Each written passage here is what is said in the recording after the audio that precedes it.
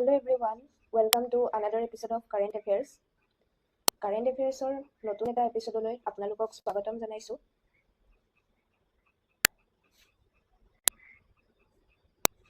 এইকেইদিন সংঘটিত হোৱা ঘটনাসমূহৰ ভিতৰত এটা অতি গুৰুত্বপূৰ্ণ ঘটনা হ'ল ইৰাণ ইজৰাইল ৱাৰ, অৰ্থাৎ ইৰাণ আৰু ইজৰাইলৰ মাজত সংঘটিত হোৱা সংঘাত। ইৰাণ আৰু ইজৰাইলৰ মাজত হোৱা সংঘাতৰ আজি প্ৰায় 13 দিনেই হ'ল আৰু এই 13 দিনত বহুতো নতুন নতুন ডেভেলপমেণ্টছ আমি দেখা পাই আহিছোঁ। ইয়াৰ ভিতৰত আটাইতকৈ গুৰুত্বপূৰ্ণ যিটো ডেভেলপমেণ্ট সেইটো হ'ল US involvement in Iran Israel war, অৰ্থাৎ বৰ্তমান আমেৰিকা যুক্তৰাষ্ট্ৰও এই যুদ্ধত ইনভলভ হৈ পৰিছে আৰু যোৱা 22 জুনত আমেৰিকা যুক্তৰাষ্ট্ৰই ইৰাণৰ 3টা নিউক্লিয়াৰ ছাইটত আক্ৰমণ কৰিছে আৰু এই আক্ৰমণৰ যি অভিযান সেই অভিযানটোৰ নাম দিয়া হৈছে অপাৰেশ্যন মিডনাইট হেমাৰ। আৰু এই 3টা নিউক্লিয়াৰ ছাইট হৈছে নাটাঞ্জ, ফৰ্ডো, ইস্ফাহান। মই এই মেপখনৰ জৰিয়তে এই 3টা নিউক্লিয়াৰ ছাইট দেখাবলৈ যত্ন কৰিছোঁ। এয়া নাটাঞ্জ, এয়া ইস্ফাহান আৰু এয়া ফৰ্ডো। ইউনাইটেড ষ্টেটে এই আক্ৰমণটো কৰোঁতে টমাহক মিছাইল আৰু GBU-57AB মেছিভ অৰ্ডিনেন্স পেনেট্ৰেশ্যন বম্বছ ইউজ কৰিছে। এই ছাইডত যিখন মই ফটো লগাই দিছোঁ সেই ফটোখন হৈছে GBU-57ৰ ফটো। GBU-57 is also' known as bunker buster, অৰ্থাৎ এই যিটো বোম সেই বোমটোক বাংকাৰ বাষ্টাৰ বুলিও কোৱা হয় আৰু এই বোমাটো 200 মিটাৰ তললৈকে থকা অবজেক্টকো হিট কৰিব পাৰে। অৰ্থাৎ যিকোনো এটা যদি অবজেক্ট আণ্ডাৰগ্ৰাউণ্ড হৈ থাকে সেইটো অবজেক্টকো এই GBU-57 বোমাটোৱে হিট কৰিব পাৰে। আৰু মেইনলি যিটো ফৰ্ডোত থকা নিউক্লিয়াৰ প্লাণ্ট, সেই নিউক্লিয়াৰ প্লাণ্টটো এটা আণ্ডাৰগ্ৰাউণ্ড প্লাণ্ট হয়, অৰ্থাৎ সেইটো মাটিৰ পৰা তলত আছে আৰু সেই প্লাণ্টটোত আচলতে ইজৰাইলে মিছাইল এটেক কৰি সেইটো ধ্বংস কৰিব পৰা নাছিল আৰু সেইটো কাৰণে USA এই বোমাটোৰ জৰিয়তে সেই ফৰ্ডো নিউক্লিয়াৰ প্লাণ্টটো ধ্বংস কৰিছোঁ বুলি কৈছে। কিন্তু ইৰাণৰ কৰ্তৃপক্ষই সেইটো কথা অস্বীকাৰ কৰিছে আৰু দেশ দুখনৰ মাজত যুদ্ধবিৰতিক লৈ এতিয়াও কোনো কথা ঠিক হোৱা নাই। এই অপাৰেশ্যন মিডনাইট হেমাৰ ষ্টাৰ্ট কৰাৰ প্ৰায় 6 ঘণ্টাৰ পাছতে ইউনাইটেড ষ্টেটে ডিক্লেয়াৰ কৰিলে যে দুয়োখন দেশে চিজফায়াৰৰ কাৰণে আগবাঢ়িব, অৰ্থাৎ দুয়োখন দেশৰ মাজত যুদ্ধবিৰতি হ'ব। কিন্তু ইৰাণৰ যিজন ফৰেইন মিনিষ্টাৰ তেখেতে কয় যে as of now there is no' agreement on any ceasefire or cessation of military operations, অৰ্থাৎ ইৰাণ আৰু ইজৰাইলৰ মাজত বৰ্তমানলৈকে একো চিজফায়াৰক লৈ এগ্ৰিমেণ্ট হোৱা নাই, অৰ্থাৎ যুদ্ধবিৰতিক লৈ দুয়োখন দেশৰ মাজত কোনো সন্মতি বা সহমত পোষণ হোৱা নাই আৰু এতিয়ালৈকেও দুয়োখন দেশৰ মাজত যুদ্ধবিৰতি হোৱা নাই। আৰু ইৰাণৰ মতে আৰু ইৰাণৰ ফৰেইন মিনিষ্টাৰে কৈছে যে যিহেতু যুদ্ধখন ইজৰাইলে ষ্টাৰ্ট কৰিছিলে আৰু ইজৰাইলে যদি তেওঁলোকৰ যিটো এগ্ৰেছিভ মনোভাৱ ইৰাণৰ প্ৰতি সেইটো যদি নাইকিয়া কৰিব বুলি নিশ্চিতি দিয়ে হয়তো তেতিয়াহে যুদ্ধবিৰতিৰ ফালে ইৰাণে আগবাঢ়িব। বৰ্তমানলৈকে তেওঁলোকৰ মন্তব্য সেয়াই। এইকেইদিনত সংঘটিত হোৱা আন এটা গুৰুত্বপূৰ্ণ ঘটনা হৈছে অপাৰেশ্যন সিন্ধু, যিটো 18 জুনতেই ষ্টাৰ্ট হৈছিলে। ইৰাণ আৰু ইজৰাইলত আবদ্ধ হৈ থকা ভাৰতীয় নাগৰিকসকলক উদ্ধাৰ কৰিবলৈকে এই অভিযানটো আৰম্ভ কৰা হৈছে।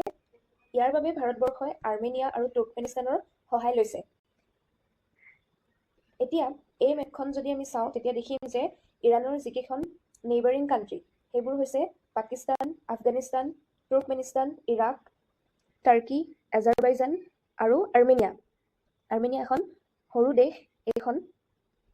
এতিয়া আমি জানো যিহেতু ভাৰত আৰু পাকিস্তানৰ মাজত যুদ্ধ হৈছিলে কেইদিনমান আগতে, অপাৰেশ্যন সিন্দুৰ হৈছিলে, গতিকে পাকিস্তানৰ এয়াৰ স্পেচেদি ভাৰতৰ নাগৰিকক উদ্ধাৰ কৰিব নোৱাৰে আৰু যিহেতু দুয়োখন দেশৰ মাজত সম্পৰ্ক ভাল নহয়।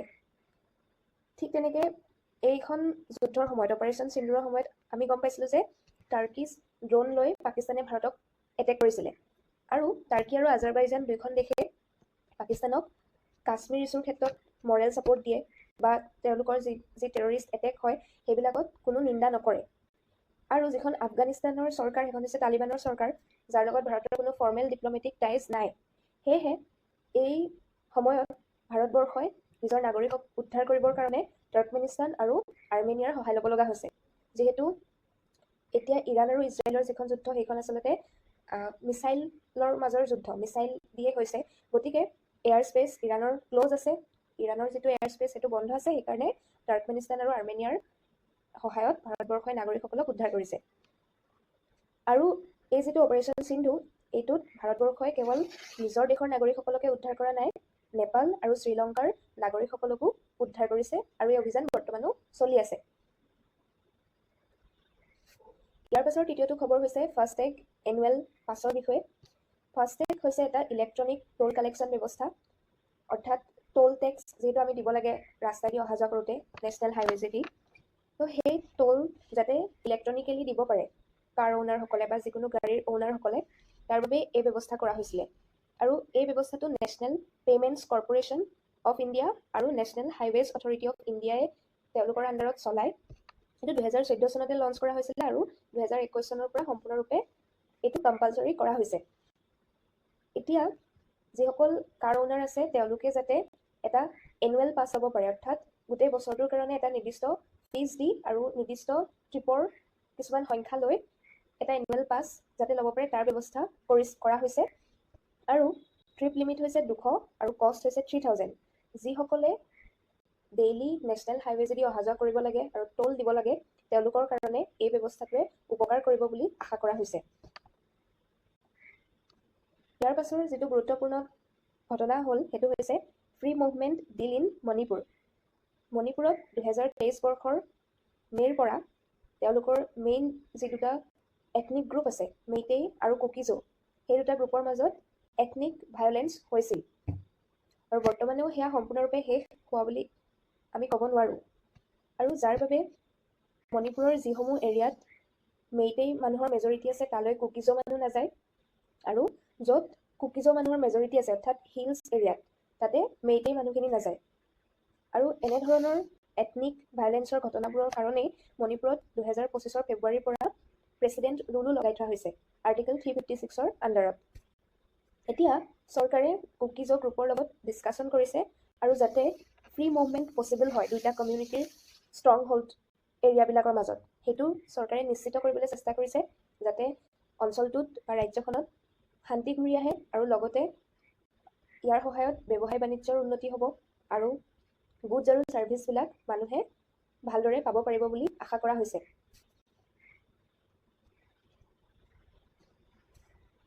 ইয়াৰ পাছৰ যিটো গুৰুত্বপূৰ্ণ ঘটনা সেইটো হ'ল দিল্লীত যিবিলাক অভাৰেজ ভেহিকল আছে, অৰ্থাৎ যিসমূহ গাড়ীৰ বছৰ অধিক হৈ গৈছে, সেই গাড়ীবিলাকক ইন্ধন দিয়া চৰকাৰে বন্ধ কৰিব, অৰ্থাৎ পেট্ৰল ডিপুবিলাকক বন্ধ কৰিবলৈ ক'ব। আৰু এই পলিচিটো 2025 1 জুলাইৰ পৰাই ষ্টাৰ্ট হৈ যাব। যিসমূহ ডিজেল চালিত ভেহিকল আছে সেইবিলাকৰ এজ লিমিট হৈছে 10 years, অৰ্থাৎ ডিজেল চালিত ভেহিকলবিলাক বা যান বাহনবিলাক যদি 10 বছৰ হৈ যায় তেন্তে সেই গাড়ীবিলাকক আৰু ডিজেল দিয়া নহ'ব আৰু সেই গাড়ীবিলাক ৰাস্তাত চলোৱাটো বন্ধ কৰিব লাগিব। ঠিক তেনেকৈ পেট্ৰল চালিত গাড়ীবিলাকৰ ক্ষেত্ৰত এই লিমিটটো হৈছে 15 বছৰ। আৰু এই পলিচিটো মনিটৰ কৰিব commission for air quality management in national capital region, অৰ্থাৎ নিউ দিল্লীত থকা যিটো কমিশ্যন আছে এয়াৰ কোৱালিটি মেনেজমেণ্ট চোৱা, সেই কমিশ্যনটোৱে এইটো মনিটৰ কৰিব। ইয়াৰ পাছৰ যিটো গুৰুত্বপূৰ্ণ ঘটনা সেইটো এটা গ্ৰেট ব্ৰিটেইনৰ এটা ঘটনা। সেইটো হৈছে গ্ৰেট ব্ৰিটেইনত এখন নতুনকৈ আইন পাছ কৰা হৈছে। সেই আইনখন হৈছে টাৰ্মিনেলি ইল এডাল্টছ এণ্ড অফ লাইফ ল।